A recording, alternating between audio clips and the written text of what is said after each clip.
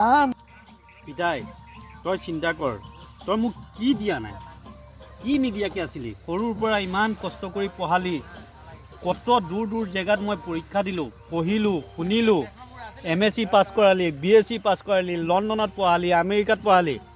মই ক'তো পিতাই ছাকচেছ হ'ব নোৱাৰিলোঁ। পিতাই মই ক'তো ছাকচেছ হ'ব নোৱাৰিলোঁ। পিতাই নতুন বছৰ আহি আছে, 2024 চন।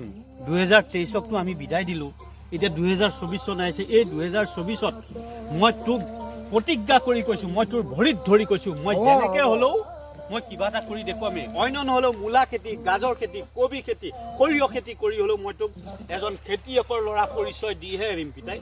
মই আমেৰিকা নাযাওঁ আৰু পিতাই, মই আমেৰিকা লণ্ডন মই নাযাওঁ আৰু, মই তাত নপঢ়োঁ আৰু, মোক নালাগে আৰু। মই তোৰ লগতে থাকি গাজৰ, মূলা, সৰিয়হ খেতি কৰিম। মই কথাটো শুন, কাৰণ তোক ইমানখিনি কৰাৰ পিছতো তই ছাকচেছ হ'ব পৰা নাই বা তই ক'তো ঠাই পোৱা নাই। গতিকে এতিয়া ঠাই পাবলৈ তোৰ এটাই জেগা আছে, মোৰ যিখিনি প্ৰপাৰ্টি আছে তাত যিখিনি কৰিছোঁ